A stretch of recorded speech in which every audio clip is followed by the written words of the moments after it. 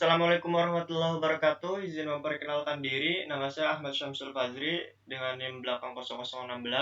Dalam kesempatan kali ini kita akan menyelesaikan tugas mingguan dari Praktikum Penelitian Operasional 2. Langsung aja, tentukan lintasan yang paling optimal dari kota 1 ke kota 2 ke kota 10 untuk meminimumkan biaya yang dikeluarkan. Di sini terlihat di setiap biaya lintasannya itu berbeda-beda dan setiap lintasan mempunyai harganya masing-masing ataupun biayanya masing-masing. Kita akan menyelesaikannya dengan menggunakan Excel.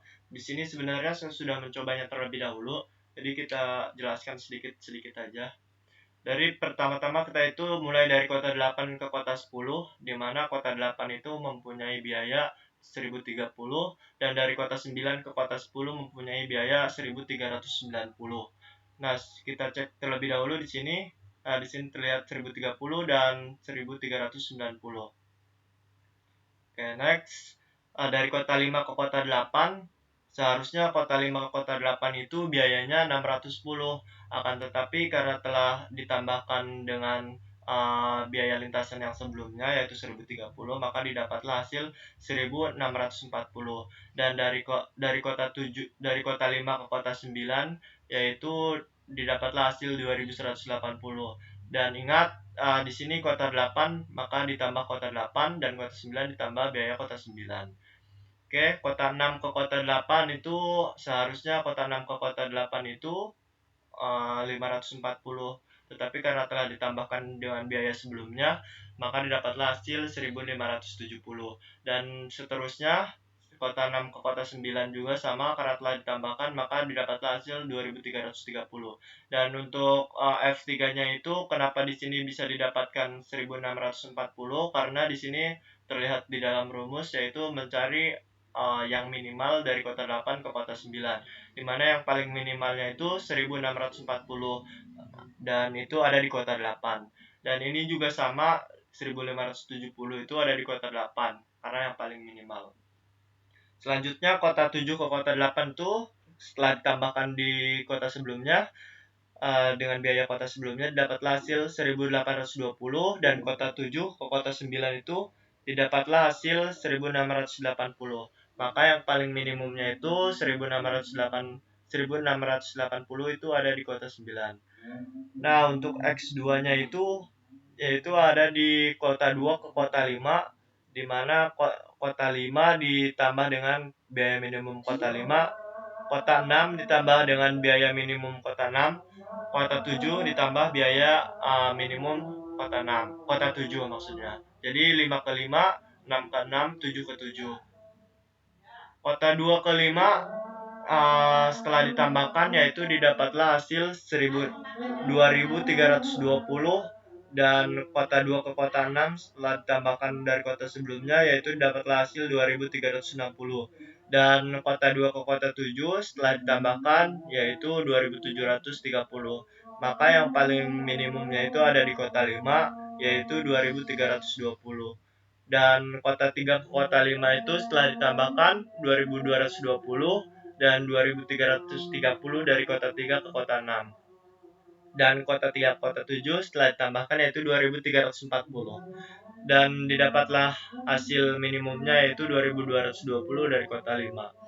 Dan kota keempat yaitu kota keempat ke kota 5 yaitu 2150, dan kota ke-6 itu setelah ditambahkan 2270, dan kota ke-7 setelah ditambahkan 2510, maka didapatlah hasil 2150 itu ada di kota 5.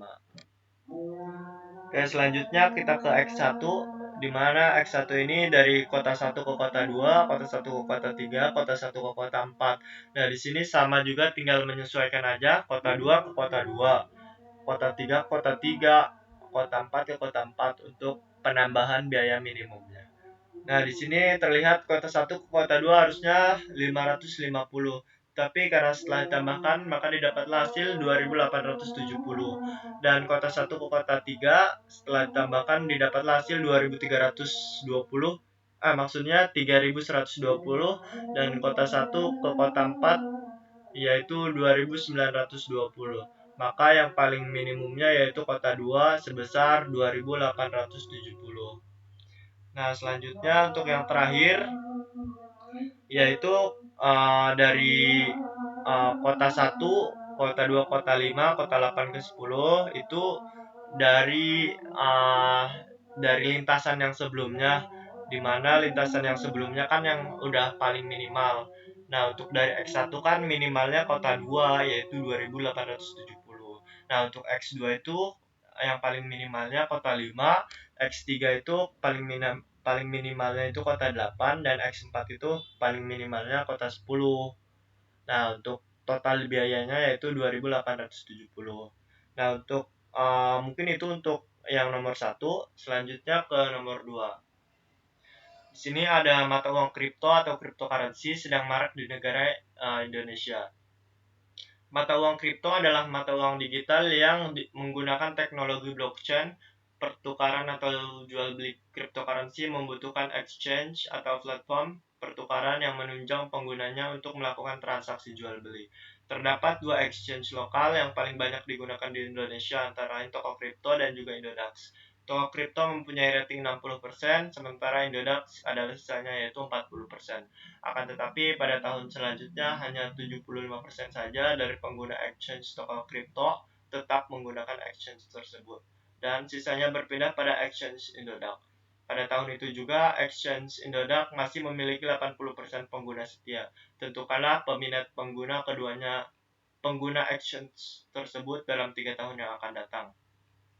Untuk yang soal 2 ini kita akan menggunakannya dengan menggunakan form QM.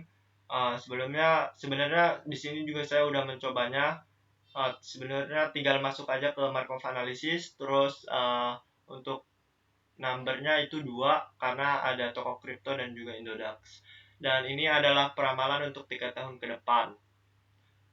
Nah, di sini untuk ratingnya yang tadi toko kripto itu 60%, maka ditulis seharusnya 0,6, tapi di sini ditulis titik 6 karena kalau tidak begitu nanti akan apa kayak tidak bisa di solve gitu, ada masalah lah.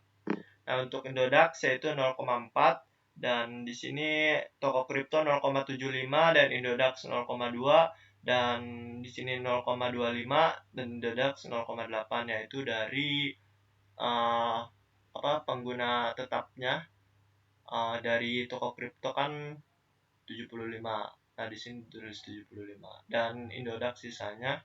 Sementara exchange Indodax pengguna setianya 80% dan untuk si toko kriptonya itu sisanya. Oke, kita solve aja.